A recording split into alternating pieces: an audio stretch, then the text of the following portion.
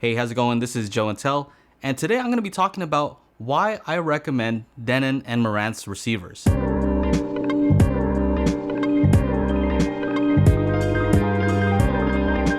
So this is just going to be a quick overview of why I recommend Denon and Marantz receivers when people ask me what they should get. It's the heart of the system, right? Speakers won't work without an amplifier. Not only going to drive your system, but it's going to steer your system. Their receivers seem to give a good power to value ratio, meaning you get a lot of power for not a ton of money. And same with some other companies. I would say a lot of the companies nowadays are providing a lot of value for the money, but I think Denon, more so Denon than Marantz, right? Because Marantz is kind of their higher end offering, but a lot of times Denon offers a good value for the price. You get a lot of power for not too much money.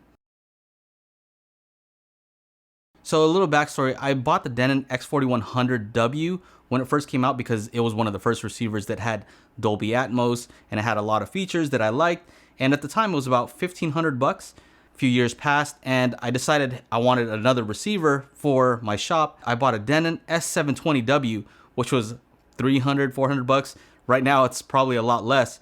And it did most of the stuff that the X4100 was able to do, minus a few small features, professional features that I didn't really use that often anyway. I was really impressed with how that performed. My point is that you can go up the range and go down the range and they're pretty consistent as far as value. And so when I'm talking about Denon and Marantz, I'm talking about their low end and their higher end offerings as well. So the stuff that I'm going to talk about is not exclusive only to the high end stuff. They're able to handle low resistance speakers. So you guys know that some of my favorite speakers are the ELAC UB5s, and those are rated at 4 ohms. A lot of other speakers can get down to 4 ohms as well, and you're gonna need an amp that's not gonna cut out when you're trying to drive those speakers. And for the most part, Denon, Marantz, no problem. They're able to drive these speakers. Sometimes they say they're rated at 4 ohms on the manual. Sometimes they say rated at 6, but from what I've found, they all can drive 4 ohm speakers. I'm talking about some of the newer ones. There might be some older models that do not. So I'm just saying, let's just say anywhere from the X4100 from that date on forward. Another thing that you may want to consider, and this is if you're a home theater person, not necessarily for 2-channel audio, although it can affect that also, but a good receiver will allow you to switch sources very easily. So it's kind of managing all your different sources, whether it's, in my case, the NVIDIA Shield, to a Blu-ray player, to a turntable. It's handy to be able to use one unit that's going to be able to switch between all those different sources. Whether you want to stream to it, you can connect it via analog via RCA and it'll still work that way. And so you'll be able to switch between multiple sources.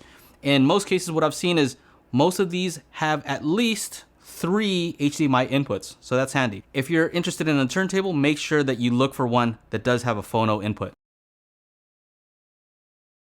Some people like room correction, some people don't. I personally do. I used to be an Onkyo fan, and it was back in the days when they actually had Audyssey built in, and I guess that costs money to license that, and so now they use their own system. I've tried it. I kind of feel like I like Audyssey better. Now, I know that there are better room corrections out there, usually in more expensive receivers. You have ARC, a lot of people like that one. Dirac, I seem to like Audyssey. I think it works pretty well at a consumer level. Every room is not perfect, and if you can do room treatments, then of course that's preferred. Of course, it's also preferred if you can place the speakers optimally, meaning spaced away from the wall, this and that. But you know what? A lot of us are living in a real world scenario where we can't place speakers where they probably should be. And so room correction can help in those situations. Where I find that it helps the most is with bass. So if you have boomy bass because your speakers are too close to the wall, or if you're using multiple subs, then Audyssey really helps with that in order to kind of flatten out the response and help you blend the speakers with your sub. I like that the newer Denon and Marantz AVRs do have an app that you can download. I think it's 19 or 20 bucks. And it allows you to tweak the Audyssey curve. So that's very handy.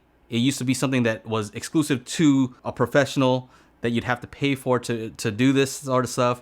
And so now they've provided an app that will enable you to do all that by yourself.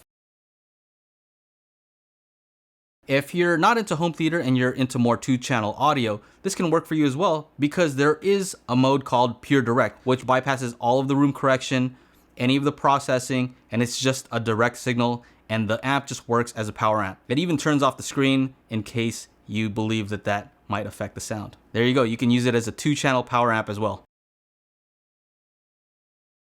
The other reason is if you want to use this for multi-channel audio for home theater.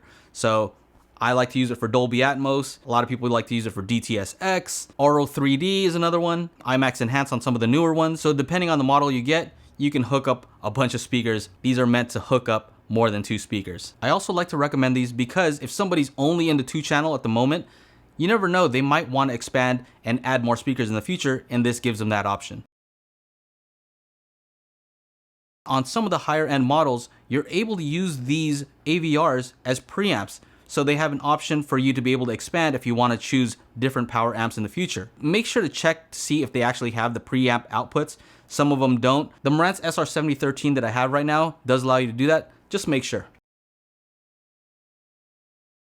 Some of the newer receivers also have something called HEOS, which is their version of Sonos, which will allow you to get hubs in different rooms, and so you can stream it the same way that people use Sonos to stream to multiple rooms. They have a HEOS app. It works pretty well, and so it's just something else to consider.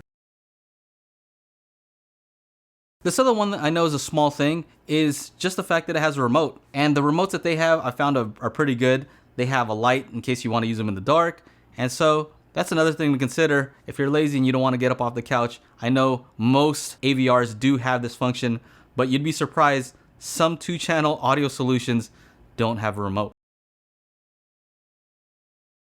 And the last thing that I think is underrated is the fact that this has 4 presets. And I use these different presets in order to be able to have different modes of listening. So for example, if I'm listening to 2-channel audio, I have one button that I press and it puts it into Pure Direct. That's it. 2 speakers, that's for listening to music. So I have another mode that's full Dolby Atmos, and it'll automatically switch to the Blu-ray player, set all the speakers so that there's no compression whatsoever, everything on full, max, and that's my movie listening mode. So here's another bonus tip if you do own a Denon or Marantz receiver. You can set a nighttime mode, and the way that I do it is I put it on multi-channel stereo, so that will play all the sound through all the speakers, but what I do is I turn down all the sound for the front, for the sub, and the center channel. So all I'm hearing sound from is from my rear channels and my ceiling speakers. And the other thing that you can do is you can turn down the bass optionally.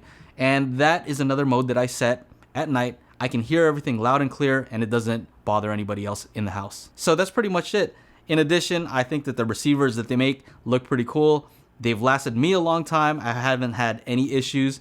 And so I can easily recommend Denon and Marantz receivers. Let me know what you think in the comments. Anyway, that's it. Take care. Bye-bye.